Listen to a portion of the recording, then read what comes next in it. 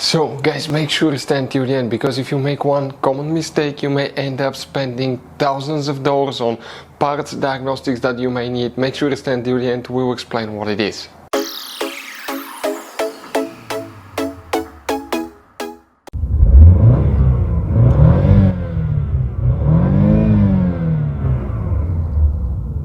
Hey guys, welcome back to Electrical Car Repair Live. Thank you guys for watching and subscribing to the channel. Today will be super helpful video to any of you having a Dodge Challenger D generation right here from year 2014 to year 2024.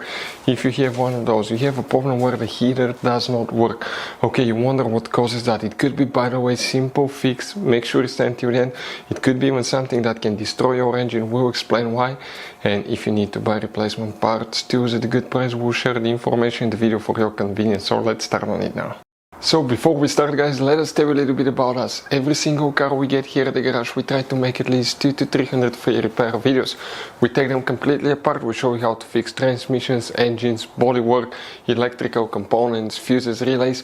Why we do all that guys? Because our mission at the shop is to save you as much money as we can. All we need in return, please subscribe to the channel, like the video, that way we can keep making these free videos. We have guys more than 15,000 free repair videos on our YouTube channels that can practically guys save you thousands of dollars in future repairs. And if you need to buy parts, tools at a good price, quick shipping, we'll put the links in the description of the video below for your convenience.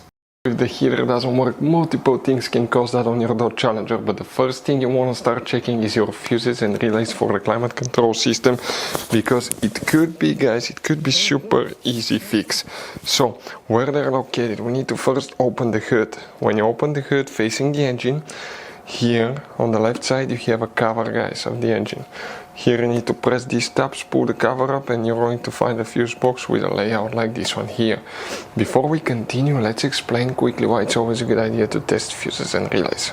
It is guys very important to test fuses and relays. On those fuses you cannot clearly see if they're burnt or not, especially you can see in the J-case fuses as well. And if you guys assume, okay, let's say you remove a fuse, you look at it and you assume guys that it's actually a good fuse, but it's actually a bad fuse. Sometimes you cannot clearly see that. What can easily happen guys at that point, you can put the bad fuse in and you start replacing parts and tools that you don't need to, so you lose your time, you lose your money to fix a problem that doesn't exist, when all we had to do is test the fuse and replace it. We'll put a link to a special video that will teach you how to test fuses, how to check relays very easily as well guys. So check it out, it will be in the description of the video below. So here is what we need to check. Two fuses, then we need to go to a different fuse box. We need to check, let's zoom in a little bit. We're talking about specifically here fuse number 12. Right here will need to be checked, and then we need to check fuse number 39 guys. Fuse number 39 will be located right here. Okay, that's the one that you need to check. Next, now you don't need to check the relay. There is a relay for the AC clutch, but that will not cause your heater not to work. You need to open the trunk, so go ahead and leave the trunk open. Underneath the carpet liner, lift it up and you have the spare tire. The car battery is next to it. Behind it you have a fuse box. That's a closer look. Squeeze the tabs together, pull the cover out. You have that layout here guys. We need to check specifically here fuse number 15, okay, which is right here. We need to check relay 71 right here, fuse 53 right there, and here that's fuse 31. Right next to it you have a blue fuse, that's fuse 32 you need to check. If all the fuses are good, what can cause heater not to work? Multiple things. Let's start now. If you notice that the heater mostly doesn't work when you drive at higher speed on the highway, okay, it's very likely that you have a bad thermostat. So thermostat that is stuck open will cause the coolant to flow freely between the engine and the radiator. As a result, it will not be able to warm up. So bad thermostat can cause that. If you want to know what are the symptoms of bad thermostat or symptoms of thermostat stuck open, we'll have videos on our YouTube channels. Another thing now guys, if you all of a sudden notice that the heater quit working and you get other warning lights, inspect your belt. Make sure the serpentine belt didn't fall off, because if the belt falls off, the water pump will not be guys running, as a result, okay, that can cause the heater not to work. But if you keep driving, you will overheat your engine and you can destroy it. The next thing, guys, okay, make sure you let the car sit overnight. Next morning, make sure everything's completely cold. Check your coolant level. If you don't have coolant, that can cause the heater not to work as well, because the coolant, when it gets hot from the engine, that's what makes your actually heater work, guys.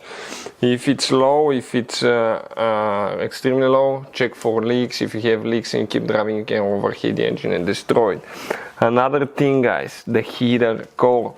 The heater core is behind the dash, okay? It's like a little bitty radiator that the coolant goes through. If you have a clogged up heater core, that can cause the heater not to work as well. If you want to see how to fix clogged up heater core, we'll have videos on the channel. Next, guys, what else we need to do? So, if you recently replaced thermostat, radiator, hose, anything that involved draining the coolant, if you did not bleed the cooling system, that can cause to have air pockets inside the engine or the heater core that can prevent coolant to flow freely, and that can overheat your engine. So always try bleeding the cooling system. You may have an air pocket. After that, okay, what else we need to check? Guys, there is actually something where your heater may work perfectly fine, but it blows only cold air. Why? Let's explain that now. One of them, you have internal temperature sensor in the car that if they do not work, that's a temperature sensor that can send the wrong information to the computer, and that can cause the heater not to work. But most likely, guys, okay, especially if you may have a single or dual climate control, but this is known as a blend door actuator. You wonder what that thing does, guys. Okay, this thing consists of multiple plastic gears and a motor. Often they will crack, wear out, or they may quit working, the motor quit working, and this one attaches to the flap behind the dash that regulates the temperature from hot to cold.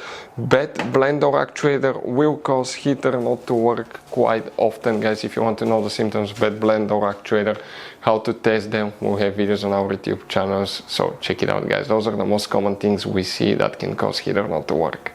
So guys, this Dodge Challenger has all kinds of different fuses and relays. Those could be really hard to find if you're in the middle of nowhere. We'll guys put a link in the description of the video below where you can get some spare ones put in the glove box, because one time we needed a spare, we couldn't find one, and we were stuck in the middle of nowhere because of that, guys.